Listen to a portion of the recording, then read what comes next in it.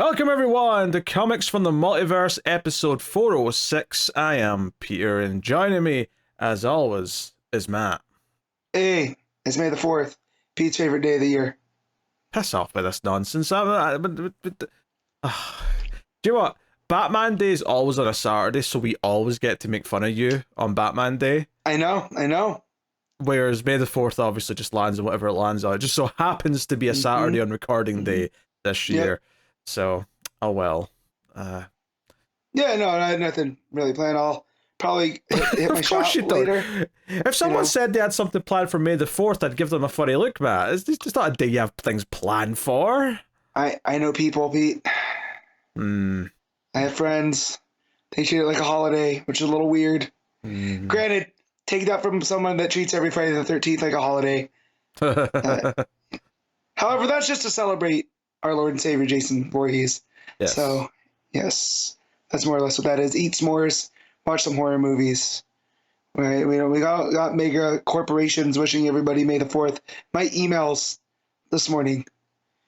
Oh my God. Nobody cared that much about Star Wars when I was growing up. However, this is the problem. Everyone's made it as a cute joke a few years, maybe 10 years ago, however long it's been since May the 4th thing. Same with the Alien Day, same with the Batman Day. And then all of a sudden, these corporations every year, there's like 55 different special days for different mega franchise things. Yeah. And all of the charm is gone. It's all gone. Yeah. But I will say, at least with Alien Day, it still feels like it's a fan thing. It's not been co-opted, right? No. They did put out Alien in theaters again for Alien Day. So. Which that's really cool. So people that didn't get to see it in theaters got to see it. That's pretty awesome. I like when they do stuff like that. Yeah. But like, you can't pay me enough to go see Phantom Menace on the big screen. I fell for that in 3D just to see, Not going to get me. If you want to hear my extended thoughts on the Phantom Menace, check out our sci-fi movie podcast, The Atomic Cinema Experiment, next week. Tuesday's episode will be The Phantom Menace for its 25th anniversary. What was the length of the episode? Oh, I don't know. I've not edited it yet, but I'm pretty sure it's over 2 hours. Okay. Oh boy, that is either you're gonna love it or you're gonna hate it episode. I was going to say, that's not how I described that movie. No. So for the viewers, for the listeners. Yes, they're either going to really be like, yeah, get them, or they're going to be like, oh, come on. I'm pretty sure they like when I'm miserable, so it's probably going to be a hit with our audience. But yeah, that said, the whole prequel reevaluation thing, I need it to stop. I'm seeing especially today, my timeline on social media is being like, well, actually, no. They're shit. We're they're not terrible. doing this. And the sad part is Phantom Menace was much worse than I even remembered it, and I remember that being the best of the three. So I am terrified of getting to Attack of the Clones. Absolutely shitting a brick, Matt. My when we did the rewatch, I believe I've told the story before, but it was one of my favorite moments from my dear wife. Was we were doing the rewatch before episode 7. And we finished Phantom Menace, and we started Attack of the Clones. And upon the first Anakin and Padme scene, she goes, if I have to deal with the whole movie of these two, I need to go get wine. So we paused the movie so she could run to the store. So, that was the last time I watched that movie. I think going straight into Attack of the Clones right after Phantom Menace was a mistake on your part, shall I say. I feel like a game of Russian roulette would have been less dumb. But there's a chance in Russian roulette that you win. So it's not that dumb. There's also a chance of the sweet, sweet release of death. Right. Depending on how you look at life, they're both wins. Yeah. Well, what I'm saying is, though, when you're watching Phantom Menace, you can't accidentally die. Well, I mean, you could, I suppose, but the chances are pretty slim. I don't know. I know some people that probably had heart attacks with rage. Oh, maybe the wife will strangle you during the movie. Maybe that's how you'll die. It's like, you're making me watch this shit. We're not doing this again. If I do, we do a condensed version where I just watch the end of Revenge of the Sith, because I quite like that lightsaber battle. The whole stuff with Obi-Wan and Anakin. So you sort of tricked me into talking about Star Wars for like 4 minutes. I'm not happy about it. I'm not happy about it. This is a DC Comics podcast, everyone, believe it or not. We get together and we talk about the books that we read this week. It is a 5th week because this was the last day of April's books, although barring one, which came out today at the time of recording, because it is, of course, Free Comic Book Day today. Yep. So we do have the short special for that. Plus, we also have Superman House of Brainiac Special Issue 1, The Flash 2024 Annual, Nightwing 2024 Annual, and that's it. I will do my next Patreon book next week. I was maybe going to do it this week, but to be honest, after 3 annual size books, none of which I've liked that much, I really didn't want to read any more comics. So I mean, I know you ended with Flash because of our talk before. I started with Flash, and I wonder if that colored our weeks differently. Oh yes. Well, I have things to say. I have things to say on all of these books to some extent. But I'm just gonna warn you before we get into the small talk. Like, this is not going to be a positive episode for me. Okay, this is going to be varying degrees of bad mood to. And for the most part, I have nothing to do with it this time. Oh yeah, it's not your fault. Although I'm sure you won't help. I've got a funny feeling you're not going to help. Look, I get to talk about Bibbo for a little bit. I'm happy. Sure. You know. Yeah. Also, on that Ginger Menace, Connor. Yeah. Remember last week I said he was free, but I didn't know where he was. It turns out he was at a caravan park or something for like a week or so. He just got back yesterday, and now he's back in work. So that's why he wasn't here. His town finally got enough of him and sent him out, but he found a way back. He crawled back through the forest like a cockroach. Yep. Dear. Paige was looking at that life insurance policy, licking her lips. And then he showed back up at the door. Damn it. Well, I guess there's always another try. I mean, she did try Iceland, and he's apparently burn-proof. So, he crawled back from that one. Oh, dear. All right. How was your week, Matt? It was okay. A lot of stress from hockey playoffs. And stress? Yeah. So only in so much that, so the Knights win the Stanley Cup in 2023. That's fine. They lift the most prestigious trophy in sports. And that's fine. They have enough goodwill built in. However, I just expect them in the following year to show up and want to play, and it was just dreadful. So just watching, the defending playoff season go the way of the Dodo was not good. And then they managed to eke out a win last night. Keeping things alive. So I gotta stress through this at least one more day, and then maybe into my vacation that starts on Monday. So yes, very nice. What did I do this week? I mean, I finished Fallout, got all those reviews out. Nice. I'm enjoying. I think 3 episodes in, so I like it. Yeah, it's a fun show. Certainly not mad that I saw it through, but it kind of made me want to check out the games, but I don't know if I have the patience for that. I'm not a big fan of first person stuff. So maybe if it was third person. I mean, technically, you can hit a button in that game and it'll turn into third person, but what? Really? Yes, it's literally a button on that game. Yeah. Oh no! I thought I worked myself into the it's only first person. I don't have to worry. And now I'm like, wait, now I might be able to. So it just seems like a vast expanse, kind of story where I could just have fun just messing around. Yeah, sure, there's a story mode, but I could also go just explore other things. Sure, yeah, you can go faff about.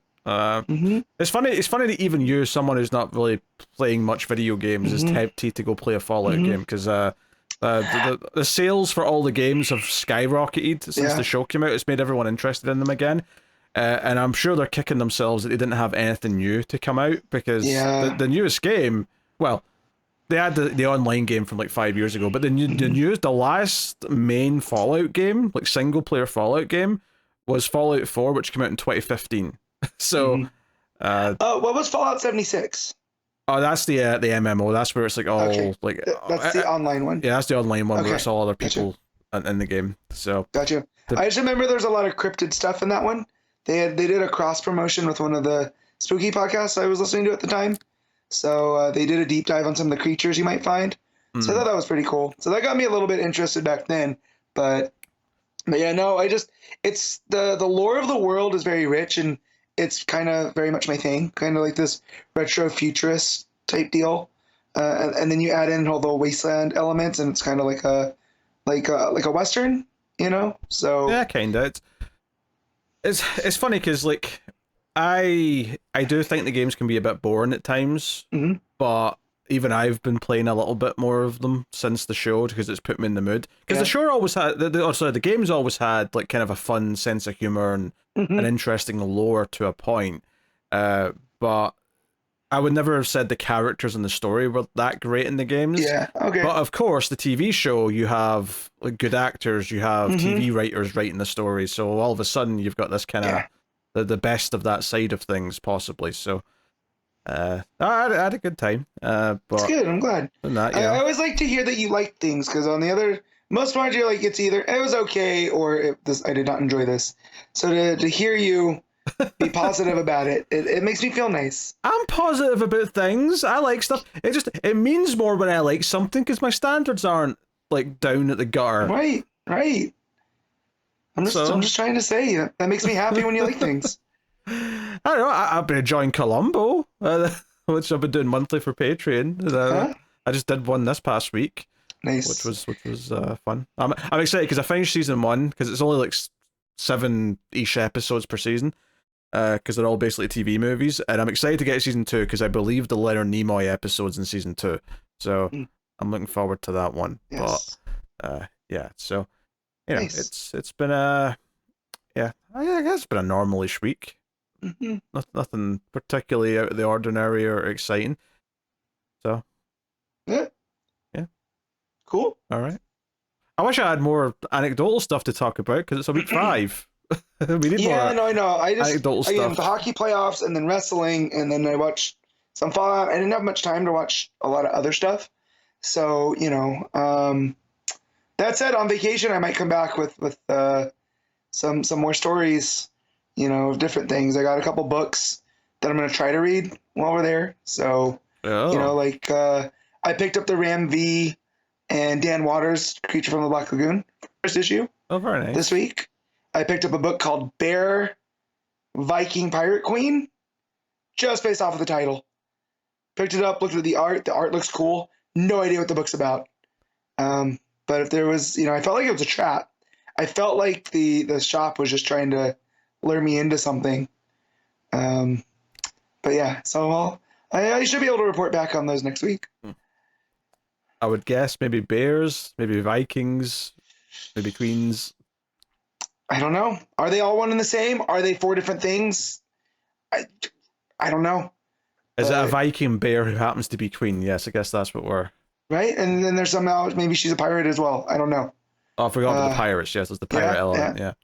And also you think Viking and pirate would cancel each other out. Yeah, they seem like different people on the water to me. Yeah. You know, so... Yeah, definitely a different type of thing. So I'm excited to check those out, actually have the time. You know, when we're not going to be gallivanting around. But yeah. Okay. Yeah. I don't know. I've got I'm pretty sure the new Planet of the Apes is out this coming week, so that'll be a thing I need to do next weekend. So that's cool. There's a new sci-fi show starting on Apple that I'll give a try to. It's called Dark Matter, not to be confused with the Sci-Fi Channel show called Dark Matter that was like 6 years ago. Something like that. This is a different show called Dark Matter.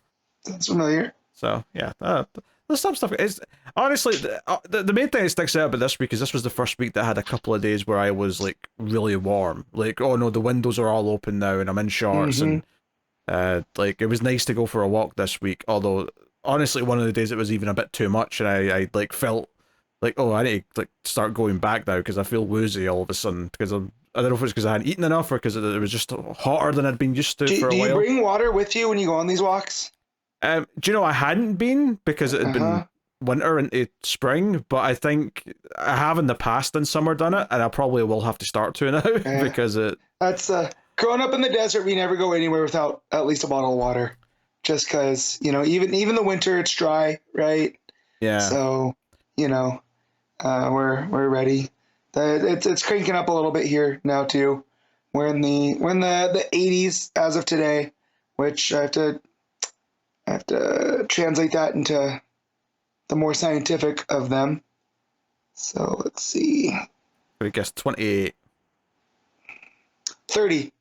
Oh, close. Okay. So, yeah. 30 Celsius, So, eh? yep. That's pretty hot. I don't like that.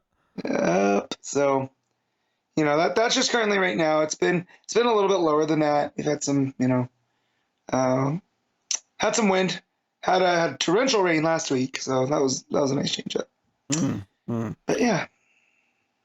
All right. Well, okay. Let's do the comic stuff, shall we? Let's talk about the ComiXology top 10, or the list formerly known as. Looking at Wednesday's books. Obviously, the Free Comic Book Day wasn't Wednesday, so that won't be in there. You know that.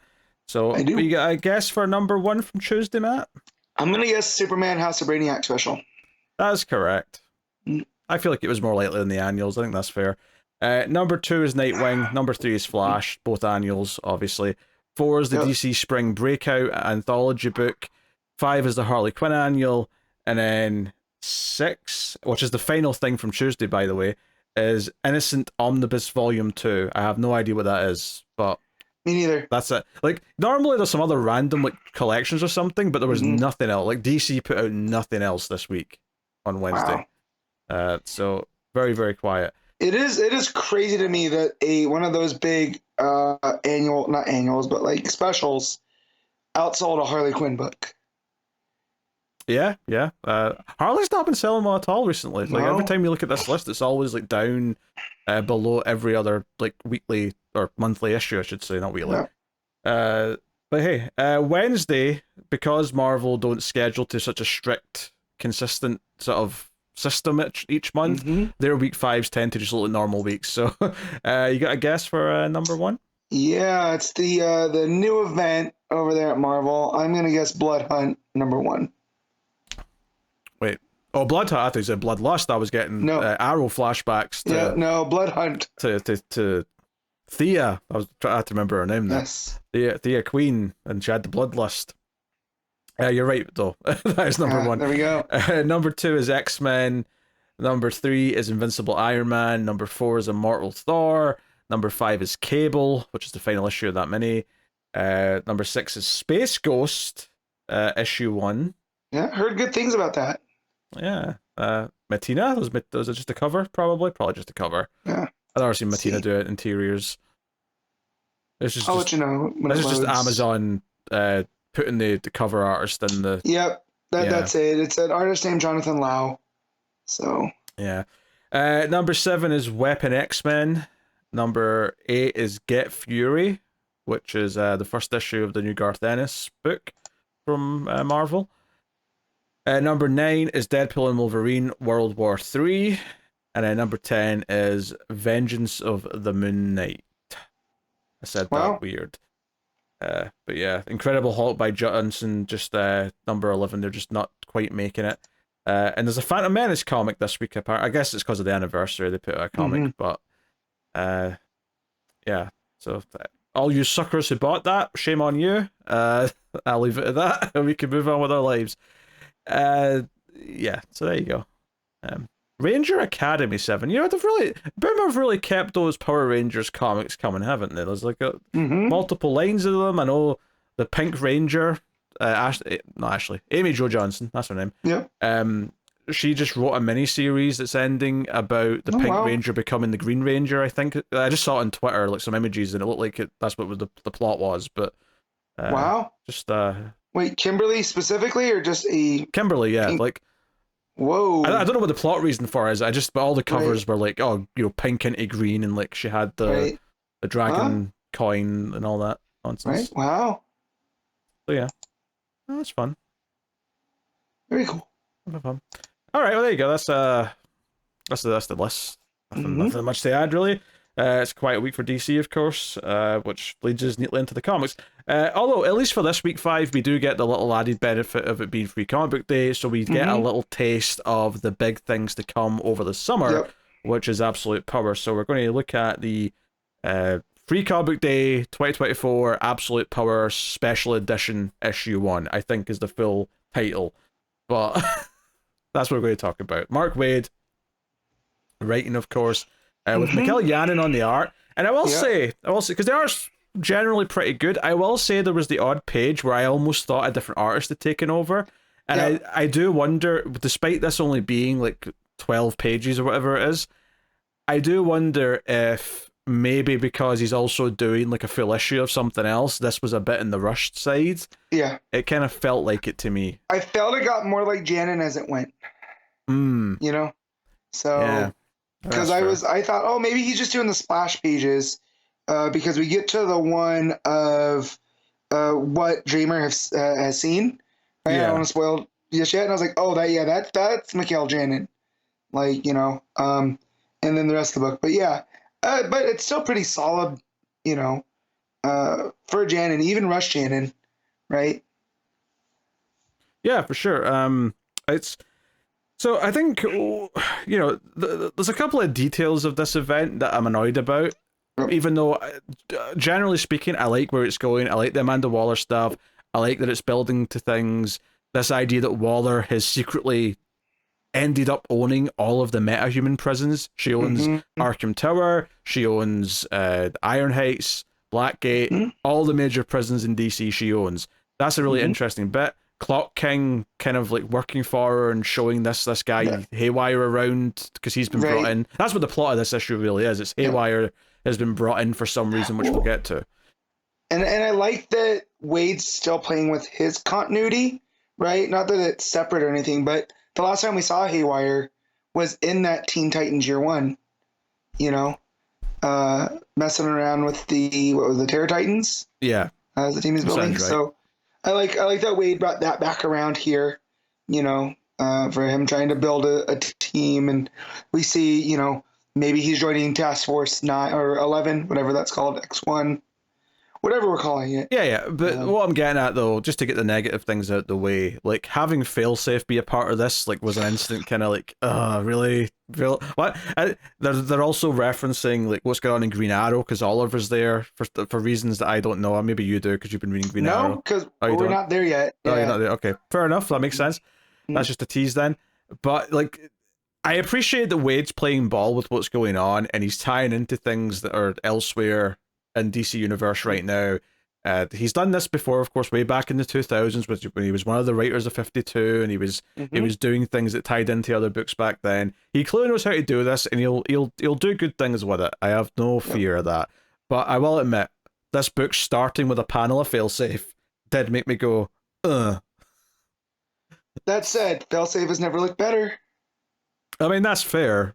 Yeah. But, you know, it's a full page spread of Failsafe. I wasn't happy. That's all I'm saying. Well, and I also like Waid, you know, I feel like, you know, maybe this wasn't his original plan. He's just playing with the cards he was dealt. Because just the way that he writes the whole Failsafe stuff to explain it to people that might not be reading Batman, right? Where he's you know, he's like, who are you and who are you people? Who is that robot? And Clock King's like, that's not just a robot. It's Failsafe. Think Batman crossed with the Terminator. It was like, boom, simple, done. We're good to go. Yeah, you got people cut up. I think. Yep. Don't get me wrong. I think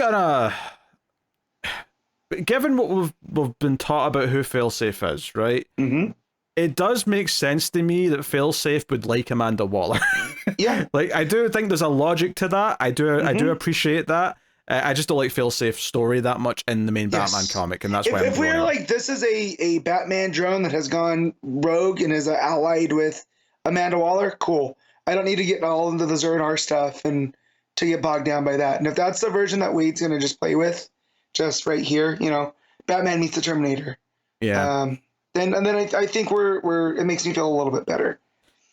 Yeah. So we don't know exactly what this is for, but Waller has been testing different electrical powered heroes or villains, I should say, and seeing what they can do. And Haywire is told to fire at this drone everything he's got, but it creates this feedback loop. And the reason why we're using Haywire here instead of, say, you know, someone more well known is because he dies. He actually pops like a pimple up against the glass, and they're like, shit, it didn't work again. Who's next on the list? And we see that they've already seemingly killed Jolt, Fire King, Zebra Man, and now Haywire.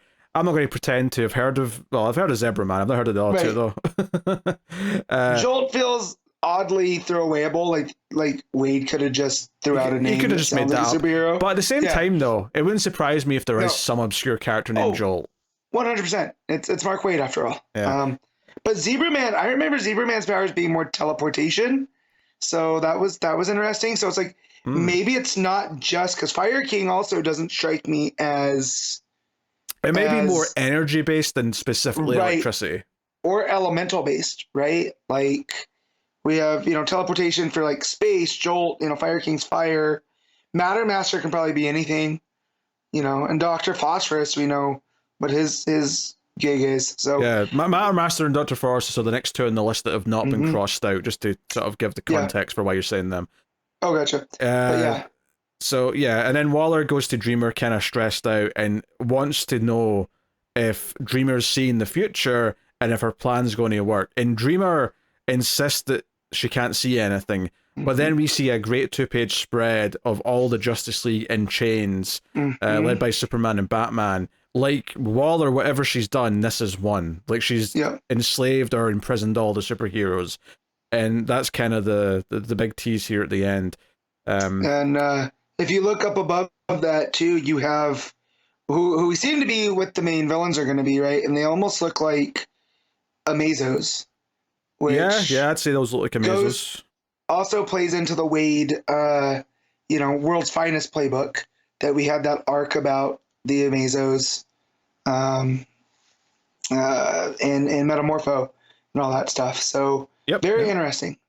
Yeah, that makes sense. Failsafe comes and tells Waller that there's an extraterrestrial spacecraft coming in, and he thinks that it's got exactly what they require. So Waller, if this is meant to be Brainiac's ship, and that ties into what's going on with House of Brainiac, maybe would be the most logical thing.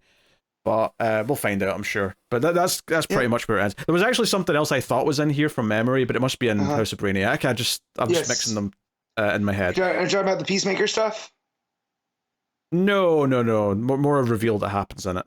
Okay. Gotcha. But we'll get to that in a minute or two. Yeah, because I fully thought the Peacemaker thing was in this issue, and that's in House of Brainiac, clearly. So, I did the same thing, where reading these all very close together. Yeah, I appreciate that this really feels like it's... because it references Beast World, House of Brainiac setting up some of the things for Absolute Power. It does kind of feel like they're trying to emulate that 2000s thing again, where back in the 2000s, where each event felt like it kind of set up the next one a little bit, and felt like there was a sort of overall DC continuity, separate from all the ongoing books that were obviously just going consistently. But I appreciate that. And I like Beast World quite a bit. House of Brainiac has been surprisingly solid for the first 2 issues. So far. And hopefully I have faith in Mark Waid. So I mean, obviously there's not a ton to talk about here, but I thought it was at least a nice idea that Waller is really gearing up. She's collecting supervillains, and that's always been her MO, but she's doing it on a really big scale now. She's got more power than she's ever had before, and she's going to make her big play soon. So it did get me kind of hyped for the event. So on that level, it worked. She's never felt like more of a threat, Yeah. She's making these big moves, big swings, and it's finally, it's nice that they're actually developing her too. She's not just that evil government agent using supervillains. So seems like she's a threat to the world. Yeah, for sure. So yeah, that's pretty much it. I don't know if we rate this necessarily, because it's only like a 10-page teaser, so it's a bit different. But like I say, I think mission accomplished in making me interested in the core things that it's doing. And I as much as like I'd rather not have failsafe involved, I also kind of appreciate that Mark Waid's finding a way to fit other DC things right now into it, so it really feels like it's in current continuity. Yep. So, I think from an objective standpoint, I really appreciate that, but from a subjective standpoint, I would really prefer failsafe not to be there. But it is what it is. So very cool. All right. Well, in that case, we'll move on. Yeah. Superman, House of Brainiac Special Issue 1. Various creators, because it's split into a few stories with different teams. It's kind of bookended by Brainiac stuff itself. The middle story, which is actually, I'd say, most of the page count, is actually a Mark Russell story about Perry White running for mayor from the perspective of Bibbo. So we'll get to that. I will say it wasn't the first thing I read. Mm-hmm. It was the second, but I will say my mood when I started reading this first story, and it was just like, oh, we're doing like the history of the Zarnians and like how they encountered Brainiac before, and we're explaining the hierarchy and this doctor lady who contacted Brainiac. I have to admit, this did not put me in a good mood. I was miserable reading this. I'm like, I do not give a shit about Lobo's planet. I never have. So I am not like, and this is not me saying that Williamson's hit that point where he's ruined this story. I don't think he has. I don't think I count this as a main chapter of the story. This feels like side content to me. They even call it 2.5. Yes. Right. So they're calling it a 0.5 issue. Like so I'll take the opposite end of that. And like, I'm not saying that I loved it, but the way that Williamson compares, Krypton versus Zarnia, and how Brainiac went through Krypton and collected Kandor versus the city that he collected there, and what he had learned from both. I did like that, because at the same time that he's telling the story, you get these little bits of Superman and Lobo fighting that Zarnian army from the last time we left them in, what was it, Action? Or Superman? I can't remember which came first. It does not matter, whatever issue it was. But whatever issue it was. So I do like that, because these are the two last sons of these cultures, and how different they are, yet they're allied because of one thing, and that's me. And it definitely leans into the Brainiac being this, thinking that it has everything figured out. And on top of that, I'm not a Star Trek watcher, so correct me if I'm wrong here. I feel like Williamson's giving Brainiac much more of a Borg vibe through this, I guess, event. And I do like that, because I don't think I've seen that version of Brainiac. I don't know if I'd agree with that comparison, but I realize you're making that comparison without having seen like Borg So when stories. I think of the Borg, I think that they're these things that assimilate, right? And they take over, and you join the hive mind, right? Is that that part's correct? Yeah. Okay. So I feel like what Brainiac's doing there is in the pursuit of knowledge. So I don't know what the Borg's whole thing is. I don't know if it's just conquest, but I feel like Brainiac trying to envelop all the knowledge in the multiverse, right? And this is his way of going about it. The way that Williamson's characterized that through the use of like we, and this is what I did at that time. It makes Brainiac feel like this age-old thing, almost like a society that's been given its own personality. Like, I don't feel like this is just a character. So I thought that was pretty cool. Yeah, the thing with the Borg that I really like about them, and they kind of ruined this later on by giving them a queen and stuff, which kind of ruins it. But the thing with the Borg is that they have no personality. That's what's so like kind of creepy about them, is that they just do not care. Like, even if you're technically an enemy of the Borg, if you don't pose a threat to them in the moment, if they don't think you're a threat, they'll just ignore you and walk past you. They don't care. There's not a hint. Whereas Brainiac, I would still say, like, he still feels like Brainiac. He still has like a personality. He still feels like him, if that makes sense. Yeah. Well, that's what I mean by like a society given like characterization. Like, I feel like it's not just this, Brainiac the Collector. It's like Brainiac the Collective now, and I like that. I've never seen that before. Just the different versions. So like when we see the version that went to Zarnia versus the version that went to Krypton, right? Technically they're the same, but they feel different. But everything they do is for one cause, So it feels like a hive in that way. So and I thought the way that he talks about Zarnia here, like reinforced that. Yeah, the whole thing here really is that basically this lady reached out to Brainiac because Zarnians at this point had, through science, had made themselves all immortal. And we had this sort of like rebel Zarnian causing trouble, and it was like, well, how do we deal with them, because we can't kill them? So what do we possibly do? And she basically finds Brainiac and reaches out to him, and then is like surprised that Brainiac says that he's going to kill the rest of the planet when he takes a city, and even though he agrees he won't, he does it anyway. And she's like, "You betrayed us," and I'm like, "Well, I mean, why wouldn't he? What reason does he have? Like, he still gets what you offered him, even if he kills everyone else." Right, and he's very like methodical in explaining this in his narration, and I thought that was kind of funny too. That gave me a little chuckle. I was like, "Yeah, no, I take what I want and then I leave. I don't care about deals." You know, it's all of it's very cold logic. Yeah, and the only sort of interesting thing is that he doesn't quite finish killing them because he's taken aback that this father is like trying to save his children, even though they're definitely going to die, and that makes him sort of stop and question it, and it makes him leave. But he comes back later because he thinks it was a moment of weakness, only to find that other stuff's happened by that point. But it just kind of ends in this note where he's watching Earth right now and seeing how different people are reacting to the fact that Superman's not there, and that's the end of this first story. There's not much more to it than that. That's where it ends on, and then it's the Bibble story. Or I'd say it's more a Perry White story. Just Bibble happens to be the narration. Yeah, he's the one who's given this perspective, but it's really Perry's story about him running for mayor and how he's not really equipped to be a politician. And it's sort of time and time again the campaign manager telling him to do stuff, and he's struggling.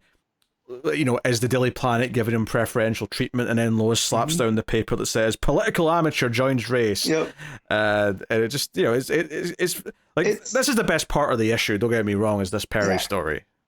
Yeah, so it's a typical Mark Russell story that's kind of taking contemporary themes, stuff that's going on in the real world, and then throwing superheroes into it and almost making it like a morality play. His Flintstones did this. His Wonder Twins did this. So it's very much on brand. So when I saw it was Mark Russell and Steve Pugh, I knew kind of what I was in for. I didn't realize having Bibbo be the narrator is like the perfect thing, where he's almost the perfect vessel for Mark Russell to write one of these type of stories, right? Because Bibbo's the type of character that he idolizes Superman for what Superman stands for. It's not like because Superman's this big, strong guy, right? It's that Superman cares about Metropolis as much as Bibbo does, even though he's not from there. And through that frame is we get the story of Perry White running against this other guy, what's his name? Garen Blake, and about how Garen Blake has come out against the A-Town part of Metropolis, and basically he's villainizing these alien people as invaders. Yeah, for those who aren't remembering this, A-Town is like the district where the aliens are living in Metropolis. Yeah. And so, he's using that as, this, point to get people to vote for him and not for Perry, whereas Perry's actually trying to go about it in the way of like, hey, I'm going to try to make Metropolis better. And Perry's promising actual improvements in some ways, whereas this opposition is just trying to rile up hatred for something. Yep. And it's something that, Perry gets frustrated with when he's in the bar at one point with Bibbo, and this guy comes in yelling at him, and he says, hey, if you vote him in and he's then mayor, and even after that all the aliens are gone and you're still frustrated, you're still underpaid, you're still struggling as a parent, and you still have all the same life frustrations, like, who are you going to blame for everything then? And the guy just kind of ignores him. But it's kind of getting to this idea that this rival is just feeling hatred, and the idea that everyone will vote for him, not because he's actually promising anything. Like, he doesn't have to actually do anything once he wins based on these things. He's just got everyone riled up to agree with him, and they'll go, oh yeah, we'll vote for him because he agrees with us. But that's it. It's all based in fear and hatred. It's kind of get into like that typical modern political landscape. Yeah. And and the Bibbo, the part that really got me though is when Bibbo's talking about the reason that they serve milk in the bar is because the Ace of Clubs was a place that were in Suicide Slum that welcomed everybody, even kids, right? It was like this place away from the chaos. And he ordered the milk when he was a kid, so now he keeps that. And then in his story, there's this family that comes in with their newly christened baby. And, Bibbo makes up a bottle of milk for the baby. And it's just been this, long established thing there, even when Superman comes in, right? And it's just this tie of what, what makes Bibbo care about Metropolis as much, and it's the people, right? It's the people that live there, and that he doesn't like that there's this amount of people that live in Metropolis that are feeling this way. That's giving Blake, a not an edge exactly, but he could win. He could beat Perry, and that's bothering Bibbo because Bibbo wants to be like Superman and believe in what's better. Yeah, and there's an instant when they have this debate where a young alien girl is basically ganged up on by a bunch of the angry voters, and she runs and scared, and Bibbo has to fight a couple of them off, and this girl runs away crying. And the sort of send off to the story is that this young guy comes into the bar, and Bibbo says in the narration, "Oh, I recognize this guy. He was there at the rally. He was there, shouting bad things. He was one of the the wrong-uns, if you will." And the guy sits down and basically says, like, I'm not so sure I've changed my mind about everything I thought before, but I have at least decided something that I don't want to be. And Bibbo kind of says, well, that's a start. This idea that clearly scaring this young girl, running off, fearing for her life, has been a bit of a shock to the system, where he kind of realizes the sort of things that he was helping support. Right. There's actual consequences to the stuff that he's spewing, right? Because to this guy, it was just this nameless, faceless thing. But, he saw the consequences of his actions, and it made him reevaluate. And that's the start. And Bibbo kind of like bookends the story with his narration here, because he talks about how these little things that would come in, he called them miracles. And the idea here at the end is that this guy coming in and having this kind of change of heart is kind of like, oh, it's proof that miracles still walk into this bar. Stuff still comes in and changes. And like, just when he's ready to sort of like, maybe lose a bit of hope or get a bit more cynical, something will come in that'll sort of like remind them, oh no, things can be good, people can change, whatever it may be. So it's just a solid story. It's really nice. I like when Mark Russell does this kind of stuff, right? Because he has a certain type of story that he's very good at telling, and it's this one. Here's the thing, though. I'm going to make a bit of a more objective critique here, not about the story itself. This has the placement. This has nothing to do with House of Brainiac, and it's like more than half the book. Yeah, I was gonna say that's my one thing. I would have read this just as like a special, like a Superman, Perry White Bibbo special or whatever. So maybe they didn't have a place for it, because they try to kind of tie it in, because they say that there's no heroes, there's no Supes. They mention family. Yeah.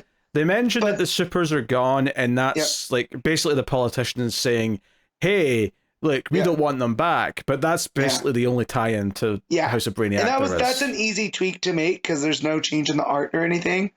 But so I wonder if they just had this for something, and they threw it in here to pad the page numbers. But again, I'm not mad that it's there, because I really enjoyed the story. It just kind of gets me back to, like, if you just called this an annual, I don't know if they've already had an annual this year, maybe that's why they couldn't, but if they just called this an annual and you had all the, like, oh, there's a couple of tie-ins to House of Brainiac, but there's also other stories, it would have just felt fine.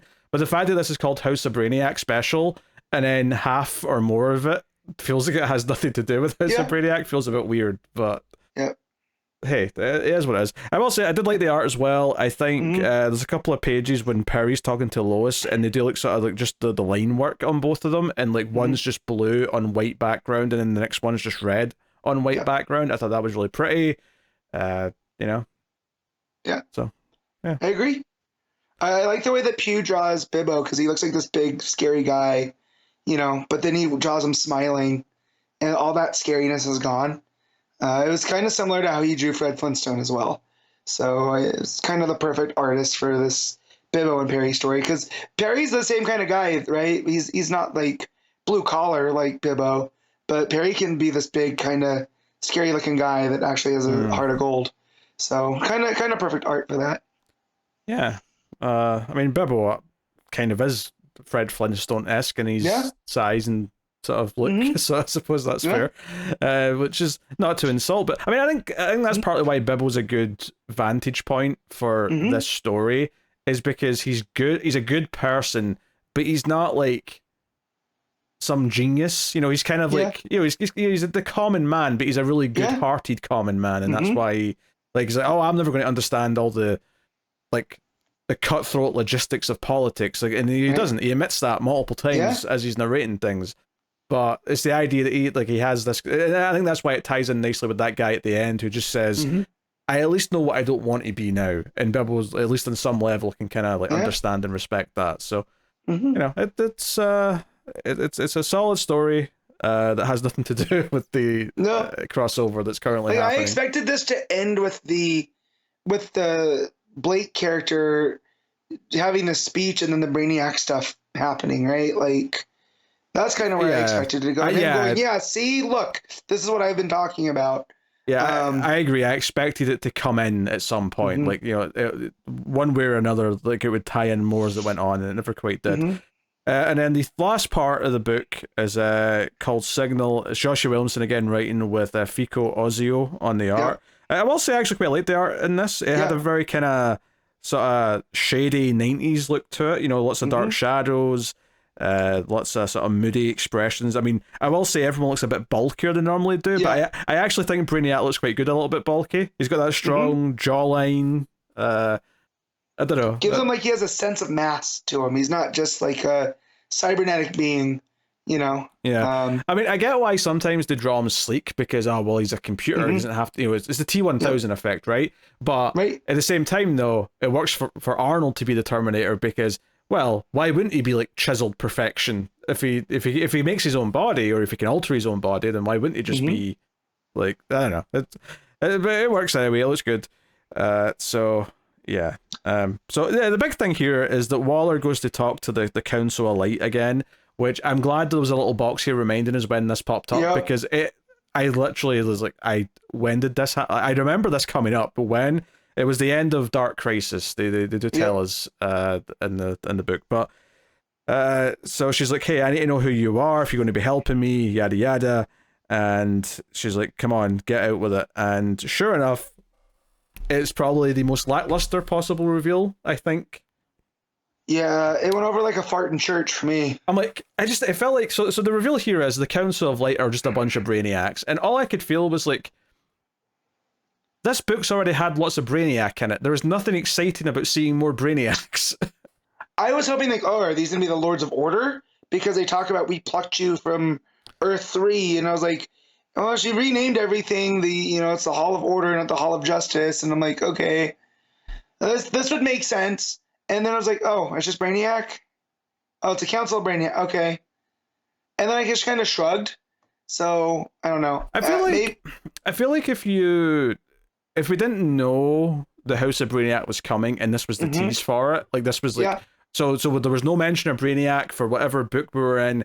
And then at the end, Amanda Waller said, hey, who are you? And then it was Brainiac. And they said, oh, and we've got this big thing planned. That would be fine because it'd be like setting you up. But we're already in the middle of House of Brainiac. So having like this reveal just kind of felt like a bit of a thud. But why? And also I'm just trying to think, why would Brainiac feel the need to disguise himself? You think that he would just tell Waller, this is what you're doing for me. I got you off of Earth 3. And here's the technology you need.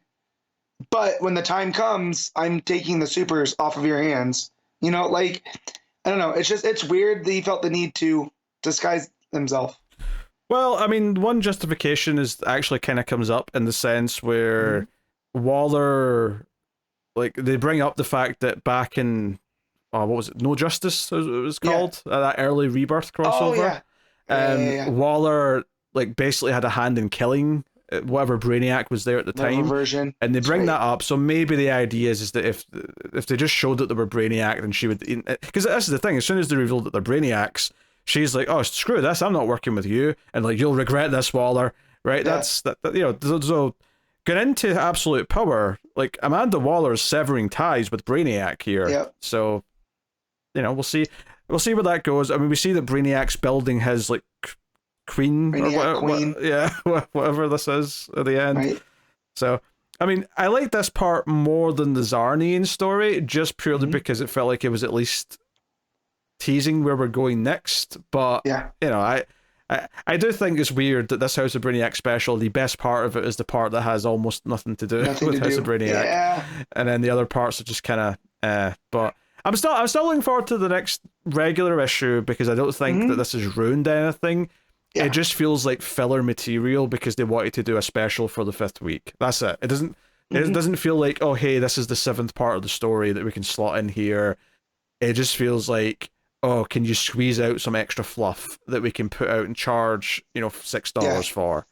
Yeah, because if this was the tease that kicked off House of Brainiac, I think that would have been okay, right? Or it came out the same week as. No. But now we've had two parts of the stories. Yeah, it's weird. Admittedly, it'd be weird given what was already in the Free Comic Book Day, but if this last part was the 12 issues in the Free Comic Book Day teaser, it would have been fine. Yeah.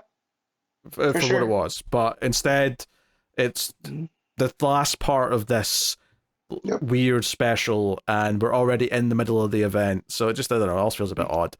Yeah, so weird. So we're gonna rate this as a whole, or how are we doing this? Yeah, we'll rate it as a whole. I think that's the fair way of doing it. I don't, it's a very weird special. I certainly can't recommend it, really, in the sense that it's certainly not as part of House of Brainiac. If you really want to read the Russell story, then by all means, go for it. That was going to be my thing, even when we started talking about it, is this is worth it just for that Mark Russell story. So, the price of it, and how much was this book? For $6 for that Mark Russell story, that's about a fair price, I would say. Or just wait and catch it on a sale or something. You want it in the shop. I mean, honestly, get DC Infinite and read it in a few months. Yeah, or that one too. That's probably the best recommendation. Don't be a Luddite like me and do that. Yeah. So, but yeah. So there you go. All right. What are you rating it? All right. So I want to give a lot of weight to the Mark Russell and Steve Pugh story. So I'll give this a 6.5. Yeah, I will go 6 out of 10, and that is largely for the Russell story. That's dragging it up. I think if it wasn't for that and it was just the other two things, I'd be giving it like a 4. So yeah. So sometimes you get some interesting gems in a week 5, and sometimes you get a bunch of filler. And I guess this was a bit of both in a sense because of the Russell story, but oh well. Moving on. Nope, not. Oh. Where are we going next? The Flash 2024 annual. Cy Spurrier writing with like 5 artists. I didn't write them down, but I've got the tab open so I can tell you who they all are. We have Tom Derenick, Scott Koblish, George Cambadias, and Amanke Nyahulpin. 4 artists on this book, and I definitely noticed there's some really, really drastic art shifts in this book. So here's the thing. I've got a statement that I'd like to start off with. Let's go. I'm done. This is making you quit Flash? I hated this. In fact, I read about a third of this book, and I got to a point where I'm like, I hate this. This is such a chore to read. I am so annoyed right now. And then from that point on, I kind of skimmed the rest rather than read everything because I'm done. I'm just like, I have like some ideas in this book. I definitely like the art in the first arc, but the last couple of issues are a bit of a tougher read. I think this annual was an absolute travesty. It was a tough read. It is definitely Spurrier getting high on his own supply here. There's way too much technical jargon going on, and it makes it kind of numb to read. Also, like Wally's like going through the Infinite or the Speed Force, whatever it is, and he's wearing like this weird armor or something. Like, I'm like, what are we doing? What is this stupid shit? But then he kills one of the Unspooled and wears his head like a helmet. That was pretty metal. I thought that was cool. I don't know. I like the first few pages of this did not get me in the mood.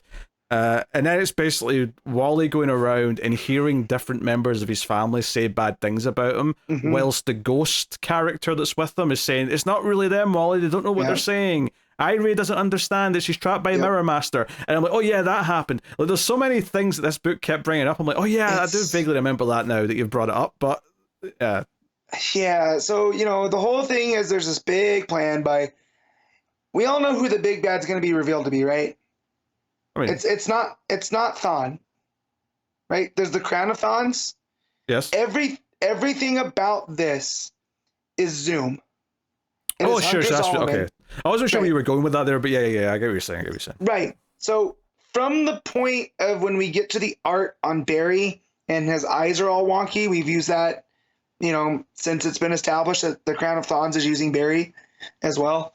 They look like Zoom's goggles. All right. So and he's acting out a character. He's saying like mean things effectively. And this made me realize the entire plot of this to drive Barry away from the Flash family was Zoom's entire gimmick during the Johns run. Right? It was Wally can be such a better hero if he is untethered to things he cares about. Here's my problem with this is that conceptually I don't mind that. Yes. But I think the execution of this is terrible. It's getting messier and messier the more it goes on. There's so many different things happening and all these different, and I'm like, there's such a simpler way to tell this story that would actually be very emotional and would be really upset that Wally's been separated from everyone. But I'm at a point now where this, like, when Avery and Ace get shifted out, I thought that was interesting, right? Because they get shifted to a slightly different plane, I guess, of existence than Wally's on, so they can see him, but they're trailing behind and all of this other stuff, and then it becomes a chase, and they start seeing all the machinations at play. I was just like, there's too many things going on here. Man, the feeling I was getting early on in this that I think solidified that I was feeling a bit more down on it is that I think one of the benefits the regular issues have had is that they've been capped at 20 pages, so it stops it from being too much. Yep. Once I got to like 15 pages in this and realized that I'm not even halfway through, I just felt this, oh no, I don't want to read the rest of this. Like, I just don't want to. So I started reading this on Tuesday. That's a great sentence. I started reading this on Tuesday. I finished it on Thursday because I had to read it in chunks because it was too much. Like, it felt like I was back in school reading a textbook at points. At one point they go to the source wall, but there's the way that the technical jargon to like, so I get what Spurrier's doing. It's this whole point of this, the Speed Force being the constant across the multiverse. That's been a thing about the Flash since Flash to Two Worlds. Cool, fine. It's just taken like 3 pages to say that in this, him using all of the sci-fi type of stuff, and like this weird fungus that's coming through the source wall and all this other stuff. I'm just like, what is going on here? This is too out there for me. Yeah, but it's a few pages before that where all of a sudden the art changes to looking like a Saturday morning cartoon, and it was such a jarring shift that really annoyed me. And the whole issue, Wally is ignoring his family and looking for the stillness because he really wants to find the stillness, and he finds the stillness at the source wall, and this is where they have their whole diatribe about this. But then at the end of the issue, Wallace and Avery, after running into Kadabra, they end up with Pilgrim, right? Where he's trapping all the various speedsters for their own good or whatever.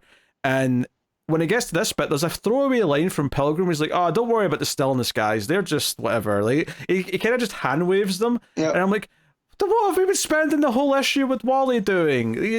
Like, it's so frustrating. I'll defend that a little bit because it's this point that the stillness are such high beings that they're these explorers, but they're bored, right? So from Inspector Pilgrim's thing is these aren't they're not the MacGuffins that we thought they were. You know what I mean? This was yes, they're these big important things. They kind of woke Wally up to all of this stuff. But at the end of the day, they're just kind of wanderers. They serve no other purpose. So he was basically calling out the red herring there through Pilgrim, which is fine because we have enough other things going on that if I don't have to worry about the stillness now, I'm fine. That just cleared the board of the stillness for me. So now I can focus on, the Crown of Thorns and all the other moving parts because I'm in now, and we all know what happens when I'm in something. Oh yeah. I can't let go. I have to go. So, but I'm shocked that this was the issue that made you like, well, I'm not interested in the story anymore. I didn't want to read the rest of it, and I kind of still look through the rest, but I wasn't reading all the dialogue. I just couldn't. I couldn't bring myself. In fact, Joe, what it was? What was the page? Hon, I'll get the page. There's a page. Who is it that was talking? There's like a robotic voice at one point. In the I know exactly. In the speech bubbles were in this kind of like harsh lettering style to mimic robotics. And, yes. And I'm pretty sure that was the page I hit and went, oh, here we go. Here we go. It's about 19 pages in. And Wally is with these robot characters. And I straight up looked at the first panel of these 2 pages where these robot characters are. I tried to read their first speech bubble and went, F this, I'm not reading this. Yeah. So yeah, that is where I would put it down and read something else, or, watch hockey. Like, I have to really focus on those bubbles to actually make out what the words are, because the lettering style is so annoying. Like, it's actively annoying. Like it says, why the apparatus of existence, dear boy, we physical constants try to keep it ticking over. Right? I really had to focus on that bubble there to actually read that, because it doesn't just like come to my eye naturally the way that the vast majority of lettering does, where I just recognize the words. Yeah. Well, and the point in that is this, because this is also a whistle stop, which it made it repetitive. So it was Wally would run to a place, encounter these beings with very annoying speech patterns, and then move on to the next one, and he would learn something along the way. Here was those little like amoeba type things that he's been, snatching out of reality. They're actually conceptualized feelings, right? So these robots have no idea what to do with them. So it's here Spurrier saying like the Speed Force is getting so out of control that it's brought feelings into this inorganic world and whatever. Cool. I don't need all that dialogue from them to get that point across. I feel with Spurrier less is more at this point. And I hope he picks up on that, but probably not. So. Oh yeah, he could do with halving the word count. I'll say that much right now. For sure. So as I was reading this too, I started to try to figure out, because like you said on our last episode, sometimes it feels like these are written with you're going to remember everything, like you just read all the issues, right? Every month. And as I was going through, I came across some old interviews that came right as this book was launching from Spurrier, wanting to take Flash in a cosmic horror direction because of where Jeremy Adams left it. It was kind of what I like as a Flash fan, which is about family and legacy and being a superhero. He wanted to do something completely different. And I appreciate for him managing that, and because this has definitely made me miss that kind of Flash run, Well, that's the thing. Conceptually, I have no problem with what that I like saying. You want to do a cosmic horror run with the Flash because there's something nasty inside the Speed Force, and it's like, that sounds like a cool idea, but the execution is swift. It started off a bit shaky, but I was still finding things to like about it for quite some time. But the last few issues have been a little bit tougher to get through, and then this annual was just like, I don't want to read half of this, and if I can't finish this issue, which is a main chapter of the story, then it feels like I shouldn't even bother trying the next one. So yeah. Well, dear listeners, I'm here for it, so I will do my best at trying to assimilate into the Cy Spurrier style. I cannot wait to hear you on your own try to tell me what's happening in the next issue of The Flash. It does help, though, that I do remember things, because it is so wordy. I don't remember exactly what they're saying, but I remember the beats. So that does help. So at least Spurrier's a skilled enough writer for that. But, I feel like I picked up on the breadcrumbs, and I could be completely wrong. But I definitely feel like this is we're leading to a Zoom confrontation with Wally.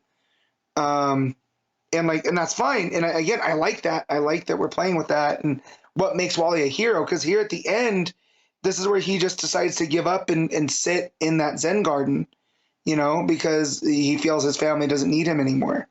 We talked about that aspect of everything. So again, the destination of where it went to, I'm still interested in. I just don't like how we're getting there. if that makes sense. I think when it focuses on because I think two of because the best thing in the last issue was the radio show stuff. It was Waller coming to see Iris at the radio show because it felt focused. It felt like a simple idea that had a beginning, middle, and end. One of the best issues before that was definitely the one that introduced Pilgrim. And he came and spoke to Jay at the school. That issue was pretty good because it felt very focused, and it was just these two characters getting to know each other. So it felt like it wasn't as muddied up by a lot of the shoehorning in too many things. Yeah. But sadly, it keeps kind of bouncing back to this kind of thing, and it's become more of a chore as time has went on. I just, so. Yeah. Oh well, it's what it is. I mean, I do think it's a problem here, regardless of how good any one of the artists is, and they vary wildly, so your taste will, bounce around depending. Yeah. But the shifts in art style in this were drastic, like really, really drastic at times. Yeah, and also if you're not Deodato doing those, which I found that style that we talk about, where it comes out of the frame, right, or out of the panel. I guess those are called Mondrian lines because it's to give the sense of movement and like kineticism. So if you're not Deodato and you don't have it, worked out as much, it kind of falls flat. And there's some of the early art in this issue that tries that where it almost gets there, but it's not nearly as good. And I just feel like, okay, don't ape that style, do your own thing. It's also worth mentioning there's no narrative reason for a change of style anytime the style changes. It's always it's just been split into four and it just changes art style, whatever page it happens to be, which is annoying because they could have at least maybe done something where maybe one artist does all the Wally stuff, but when we cut to the other characters, they could have done something like that. I mean, we're dealing with shifts in perspective, so every time there's a shift in perspective, if there's a shift in art, could have worked fine. Maybe. So, I mean, it still made it shifted a bit too wildly, but it at least felt better than this. Whereas, because this thematically it would have matched. Yeah, this just changes every 10 or so pages, and that's just it. So rough. Yeah, I have very little nice things to say about this book. Yeah, it was a rough week for me reading comics. Matt, would you want to rate the Flash Annual? I'll give it a 5.5.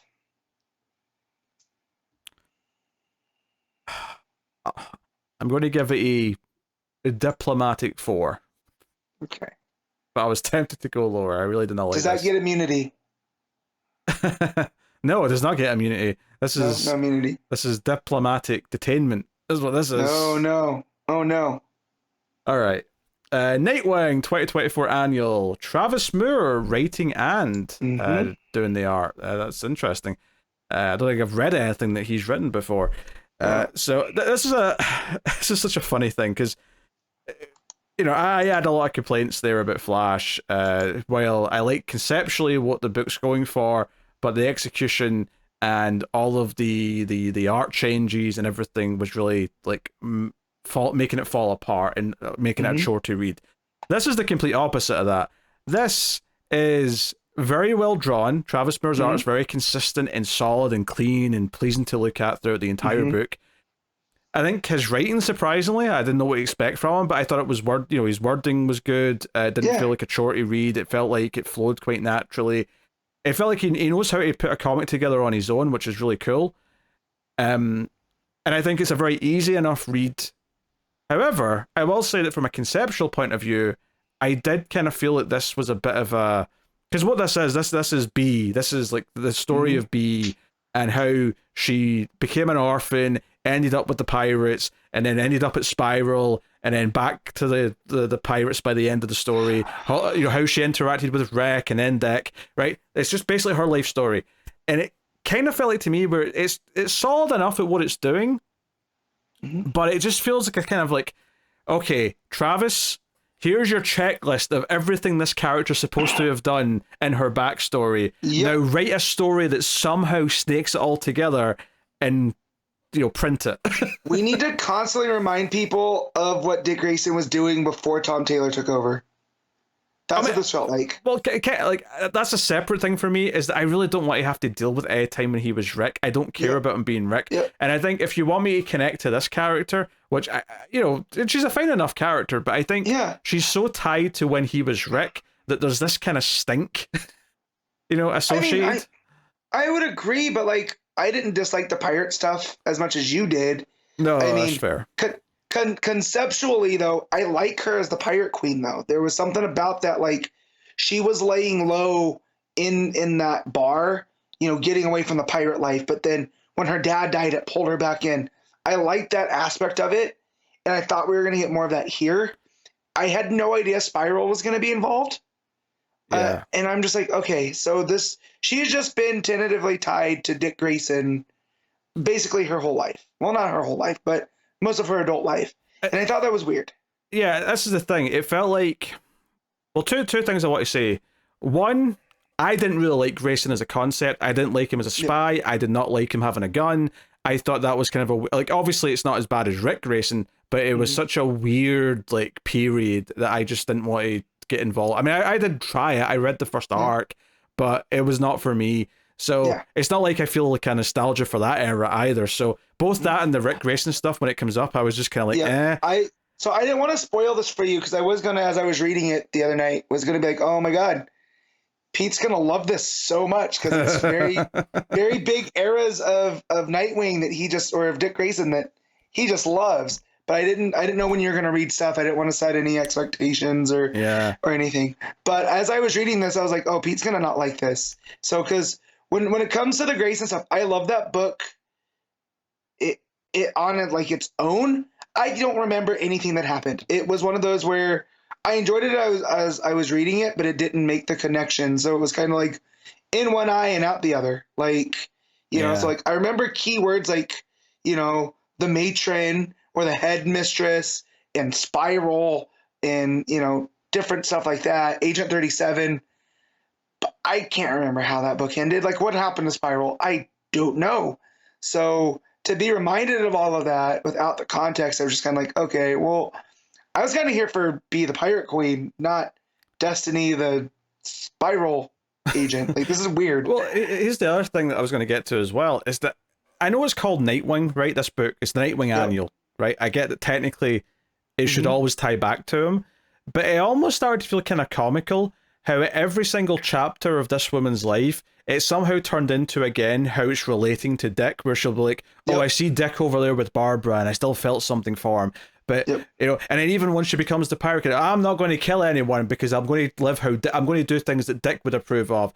It felt like, despite the fact that this issue is designed to flesh her out as a character and make her feel like her own character, it felt like the entire time she was always constantly defined by the influence that Dick's had on her, which actually made her feel less of a character to me by the end. I felt like you only are defined by how Dick's interactions with you have left you, rather than, like, even though they give her whole independent backstory here where her mother was killed by an assassin when she was a child, which is what made her an orphan, and she has this goal where I'm going to, like, find whoever killed my mother no matter what. It feels like even she drops that for a long time, and that's how she gets involved with the spy stuff, and then she goes to spy on Dick Grayson when he becomes Rick, because Spiral are worried that he might know the secrets eventually and reveal them, and that's why they've given her this bar to spy on him, yada yada.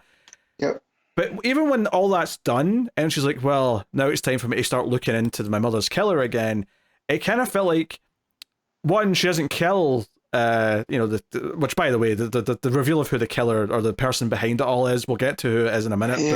But that was like a bit of a, that was a lead balloon. But the whole, I'm not going to kill you because I guess Dick Grayson's had an effect on me. It felt like every single turning point after a certain point in this issue, it only matters if Dick's had an effect on her, and therefore, despite the fact that you're telling me she has her own story, and it felt like her relationship to Dick became more important to her than her own story, and it never went away. And this is not me bad-mouthing Dick Grayson. It's just... No, I get exactly what you're saying. It's weird. She only exists as a character because of the decisions that Dick Grayson has made, not her own decisions. Yeah, it's so weird. It's wild. And then, on top of it, her whole, like, oh, I'm in love with Rick Grayson, and you know, all that coming to an end, and then she's feeling sad because he's Dick again and he's with Barbara. And I'm like, this is hard for me to like empathize with the character because I hated Rick Grayson existing,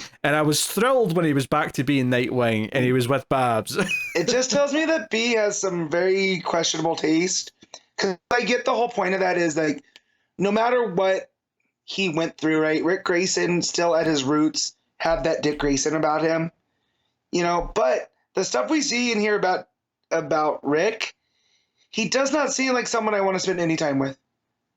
Like, it's just this, you know, weird, quiet, curt, like, guy that I don't He's in a get. Fight Club. He's I mean, they do at least do this thing where it's like, oh, some of his instincts do kind of kick in, where he's still being the hero, even when he says he's not going to be. Like I get what they're doing there. It's just like that era of Nightwing was such a blemish, and just like it was kind of just a sign of like, oh my, like, okay, I was already like sick of all this New 52 shit, but this is just like, well, not even New 52, sorry, this was after Rebirth. No, that was Rebirth. Yeah, I'm mixing up my Grayson was like halfway through New 52. Yes. Rick Grayson was into, because this was the dark days before, you know, Didio was gone. And I was like, wait, why didn't we read the Rick Grayson stuff? Was it because we didn't like where the story was going? And then I mean, we tried it. We read a couple of them, did we not? We read the first one because it was the last issue that Benjamin Percy did. Do you know who did the art on that book? I mean, I don't, but I'm going to take a guess just because I feel like the funny answer is Gillen March. No, it's Travis Moore. Oh, really? So, the first issue that Rick Grayson shows up in, Travis Moore did the art for, which also introduced the bar that B worked at. Which is cool. Interesting. So Ben Percy, that was his last issue. We're like, we'll try this Rick Grayson stuff. And then we saw who was doing the next issue. And do you remember who wrote the majority of the Rick Grayson stuff? Oh, was it not Lobdell? It was Lobdell, and that's where we jumped off. So it was like, okay, well, Connor read a few more, if I recall correctly. I don't remember that. So, but yeah, I put it so far out of my mind about the Rick Grayson stuff that it was written by the author who should not be named. And yeah, but I was definitely, you know, shocked to see that Nightwing 50 was Percy's last issue. It also had the Travis Moore art. So I thought that was a kind of fun come around that Travis Moore's coming back to work on this character. He kind of helped get going. But again, I kind of wanted more of the pirate stuff. Was that, as weird as that sounds. Yeah, was that our first appearance? Was that Nightwing 50? I don't know if that was, but the bar is mentioned because in the wiki article, it was she mentioned that's where he goes. What I'm asking is, was she actually in Grayson, or is this just a retcon to put her into Grayson? She wasn't in Grayson. Okay. I'm talking about Nightwing 50. No, I know, but I'm saying, is Nightwing 50 her first appearance, or had she already appeared in Grayson? That's she wasn't in Grayson. I remember that much. Okay. Yeah, first appearance Nightwing 50. So also, this book does a weird thing where at the end she's like, you know what, I'm going to be B now, because we find out that B's not her real name. In fact, her mother called her Destiny, and then she had like a spy name for you know, when she was in Spiral and stuff. B was the creation of when she went to go spy on Rick. That was like when that name was made up, and she ended up wanting to keep it because it's the one that fell in love with Rick Grayson or something. I don't know. Like, so weird. Again, this made definitely some weird. Like, I didn't have a bad time reading it. Oh no, it's actually like, it's, you know, the layouts are good, the art is good, like the actual writing quality in terms of the dialogue and how the scenes flow together. It's actually a very pleasant read. I just don't like conceptually that we're like, it's not even that I dislike the character. It just feels like the character only exists to be in Dick Grayson's life, but she's kind of been like pushed to the side because you know, like, Dick had a supporting cast already, and there's other characters, and I don't know, it felt weird.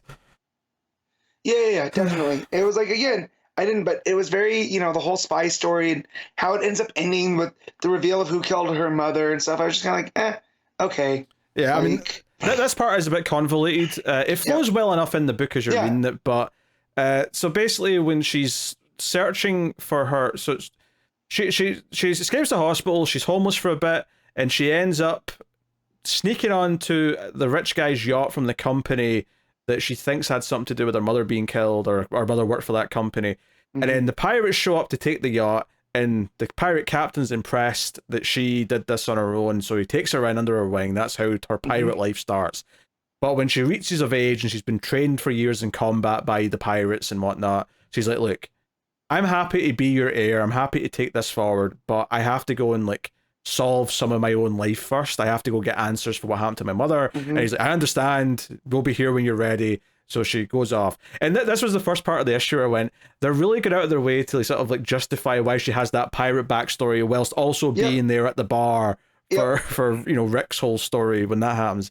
But it's when she goes looking at a nightclub, she ends up bumping into this woman who later on, it turns out, actually works for Spiral, and then recruits her into Spiral. And then later on, it goes back and forth a few times where it's like, okay, her mother worked for this company. No, her mother was secretly a checkmate agent, and that's why she was killed. Oh, no. Actually, she was really a Spiral agent who was a double agent working for Checkmate, and she was killed by Spiral. In fact, this woman that recruited B into Spiral is the one who gave the order to kill her mum, and that's the big reveal towards the end. Yeah, that was the quickest possible way for me to like get through all that, because it meanders. She gets, you know, she hears the legend of Agent 37, who she never actually sees while she's at Spiral, who's Dick Grayson. And she ends up with this partner, and then she also makes friends with the Checkmate agent, who is constantly, you know, running interference on the Spiral stuff because Spiral and Checkmate can't get along. And then Leviathan happens at one point. Like, there's so many different things. Like, again, it's definitely retelling an era that I feel like I don't want to remember. You know? Yeah, it ties into so many things because they bring up, like Leviathan infiltrating the agencies, then Leviathan coming to an end. Like, it kind of goes through a whole time period. So, that stuff's weird. There's also the woman from Checkmate that ends up helping her, Ice, because she like saves her life at one point. And keep in mind, all this stuff when she's investigating various things goes on pause to go do the Rick Grayson stuff. She basically gets given this mission to go and spy on Rick Grayson. And she even had a partner that she trusts that comes back into the story later on as well, which we don't even have to get into this guy. But, like, there's all these things. And, again, to its credit, it is a very well-constructed comic that's very pleasant to look at and reads quite well. It's just that the entire concept of this book feels like we have to try and retcon a whole story around this character so that everything we've ever said about her fits and, like, makes sense. As opposed to this was always the idea of who this character was. And like I said, like, there's so many points where it's just like, oh no, I'm doing this because of Rick, or I'm doing this now because of Dick Grayson, or I'm doing this because of, like, it feels like she's constantly being defined by making decisions because of the impact that Dick's had on her. And I get that it's a Nightwing book, but if you're going to make a story to say that this character's her own character and that she's cool and that we should care about her in her own right, she can't, like, you should, like, all the Dick stuff should have been barely a footnote. Like, it should have been something that was, you know, like, okay, here's some context of when that happened, but it should have just been like, oh, here's the story that makes her cool on her own. And it focused so much on, like, her being lovesick about Rick, and there's the first night they had sex when he opened up the fact that he used to be Robin but doesn't remember it. You know, it's a whole thing. When it started and we saw the stuff with the mom, and I was like, oh, okay, they're going to do this parallel, like, she's been driven by the loss of family, you know, but instead of being picked up by Bruce Wayne, she was picked up by the captain, and that, you know, led to her having this meandering life, and we don't even get that kind of thread, right? Like, it's just, everything she has done is because of Dick Grayson. And it's, not a good look, I think, for storytelling, you know. But well, after she met him, at least, obviously not before, but yeah. Right. But I'm saying, like, you know, but in the meta sense though too, like, the reason that she goes through Spiral and all this stuff, you know what I mean? There's decisions Dick makes there that, you know, inform her decisions of her life because of Dick Grayson. So it's just weird. Yeah. So she's not even the main character in her own story. That's what it feels like. I guess that's a good way of putting it, if you want to shorten it, is that even though she's the protagonist, it doesn't feel like she's the important character. It feels like Dick's the important character still, which doesn't feel quite right. And I don't think that's because, like, I think Travis Moore probably quite likes this character. This is why he's probably jumped at the chance of doing this.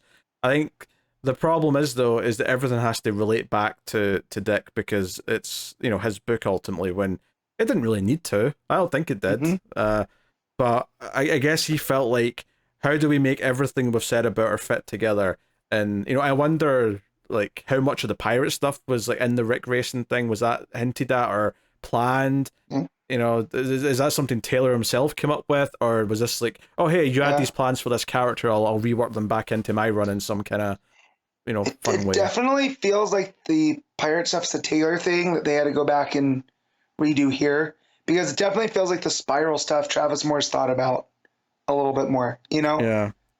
Well, yeah, because that's a big part of the middle of the issue, is that she's fallen in love with the guy she's supposed to be spying on, and like she's conflicted about that, and she stops reporting back, and they're doing the whole that type of story.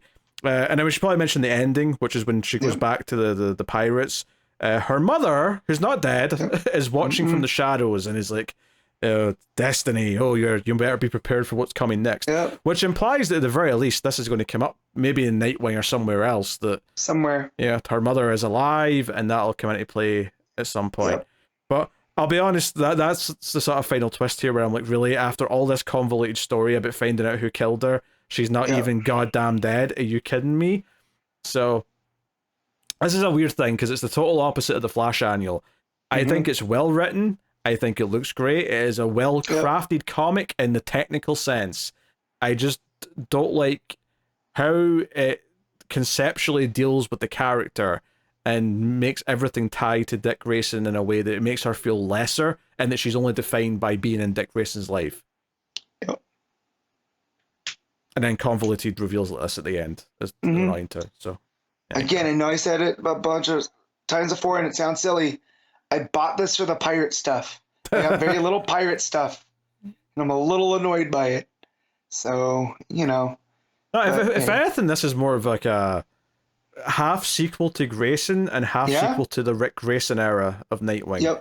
That's the two eras that you get the most out of this. One of which I liked, and one of which I ran far away from. So thanks for that, Travis Moore. Yeah, thanks for making me. Thanks for making me research who Nightwing Gold, Nightwing Red were. Actually, Joe, what this is? This is like a movie or a TV show where they'll do like, this is the flashback episode, and we're going to show you how this character was there for all these events, just off to the side watching. Yeah. Right? That's what this is. It's like, B was there doing all this stuff just off to the side. And that is very hollow. It feels really shoehorned in, just to sort of say, hey, isn't this character important? Because they were actually there during all this. And it doesn't. It actually just makes them feel more shoehorned in. You can sort of see through the smoke and mirrors a little bit. You know? Yeah. Oh, dear. Yeah. Oh, well. Yeah, great week for comics, guys. Jesus Christ. What are you rating Nightwing Annual, Matt? I'll give this a 7, mainly because the art and storytelling are at least consistent. But yeah. Yeah. I'll go 6.5. It's better than the Brainiac special, for sure. I mean, we're going to find out in a minute, but sadly, I think this is the best thing I read this. But unless we're counting the Free Comic Book Day thing, which I guess we would, but regardless, anyway. Believe it or not, Matt, we're on to the last part of the show, which is where we pick our favorite stuff of the week. I know it's a weird 5th week, but hey, it is what it is. All right, favorite panel / moment, favorite cover, favorite art, top 5 books, the usual jazz. All right, so I'll do my top moment, and it's going to be from the Superman Brainiac special, House Brainiac, whatever it's called. And it's going to be Bibbo punching that dude at the rally, you know, and sticking up for the common person. You know, that common person's an alien. So that was a good moment. Yeah, I'm going to go when Haywire went plop, because I thought that was funny. He plopped all over the window, and he was dead. What a shame. All right, cover, which I've not really looked, but I mean, there's not that many to look at. So there's not. There's a Flash variant and a Nightwing variant, and that's about it. Let's have a look, see, and see what we have here. Yeah, what have we got? What's this Nightwing? Oh, Matina. I mean, that's probably going to win then. Matina Nightwing variant with lots of birds flying around him. Kind of like how Batman usually has bats around him in a lot of covers. This is like that, but with birds for Nightwing. Yep. I guess they're robins, but I mean, are they robins? Yeah. They're sort of like black robins. Do you get black robins? Is that a thing?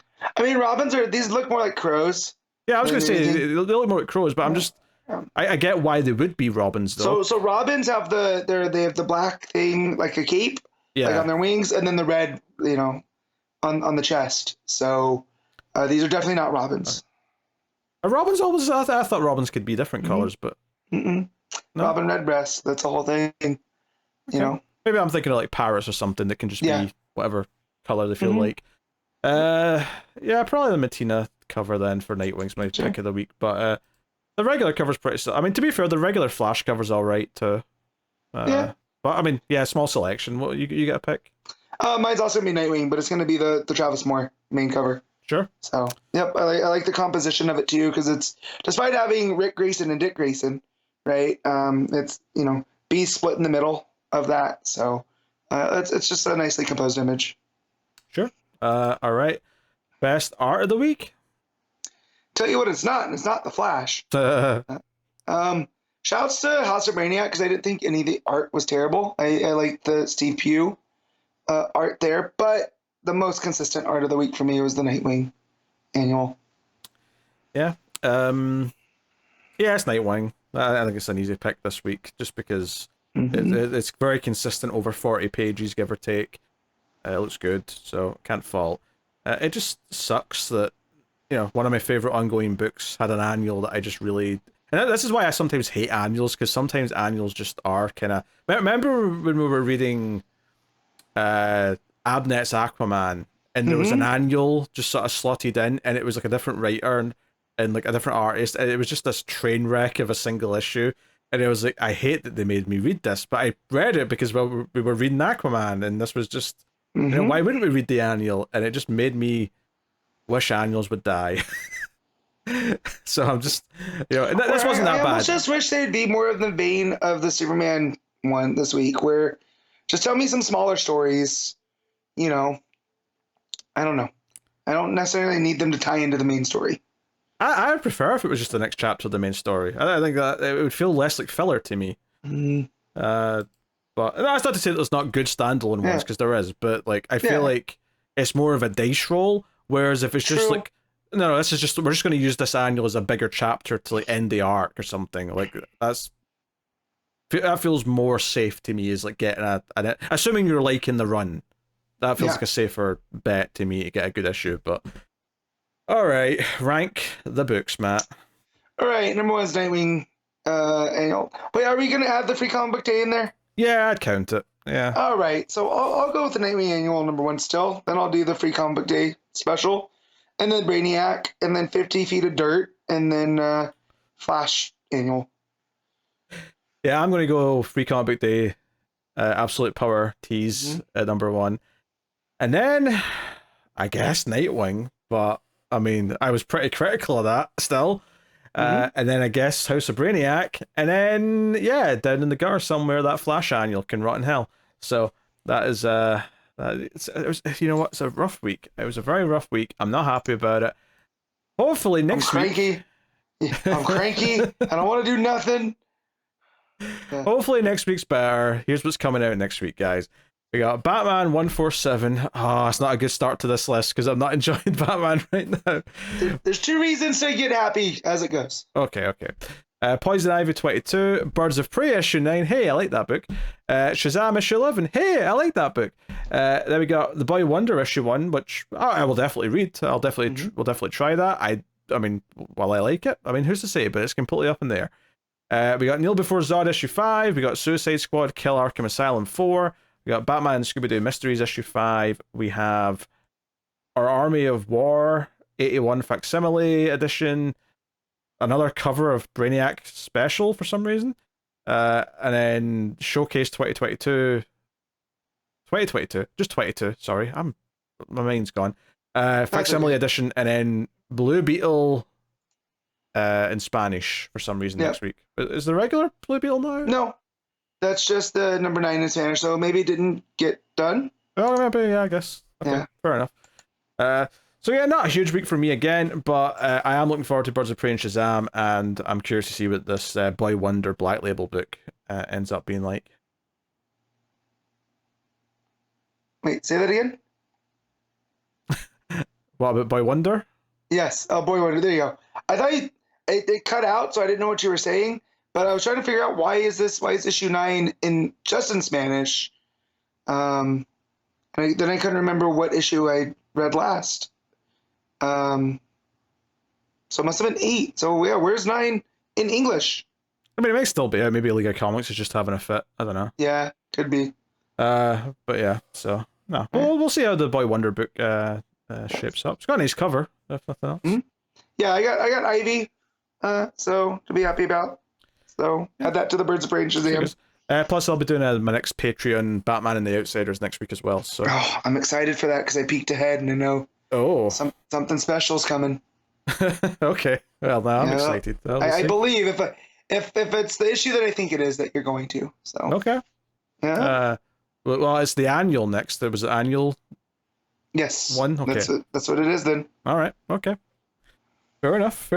That's coming next week, guys. But that is us. Otherwise, that has been episode 406 of Comics from the Multiverse. Let us know what you thought of any of this week's mediocre to terrible books. Well, I mean, the Free Comic Day thing was fine. That was perfectly nice little tease. But I was not positive on any of the annuals or specials. I'm sorry to say. Hopefully next week I'll be less grumpy. Have a nice week, guys. But yes, this has been the show. Thank you very much for joining us. You can, of course, support everything over at patreon.com/MailFuzzTV and get some bonuses for your trouble.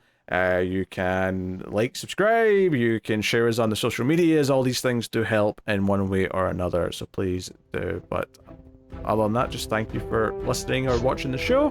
We always appreciate it. Keep reading DC Comics, and remember to never get lost in the Speed Force.